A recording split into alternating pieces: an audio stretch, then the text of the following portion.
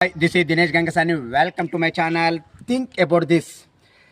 తెలంగాణలో కాంగ్రెస్ ప్రభుత్వము ఎంతో ప్రతిష్టాత్మకంగా చేపట్టిన కులగణన సర్వేతో బీసీల జనాభా ఇంత అని చెప్పేసి ఆల్రెడీ స్పష్టం చేశారండి. అదేనండి 46.25% అని. అలానే ఎస్సీ వర్గీకరణ చేశారని కూడా స్పష్టం చేసేశారు.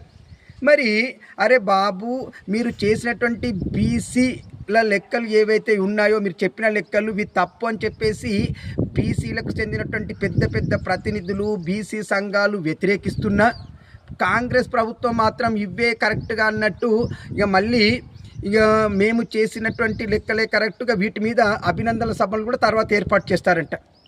ఎస్సీ వర్గీకరణ కూడా ఇక్కడ వాళ్ళు కూడా సరిగా ఒప్పుకోవట్లేదు.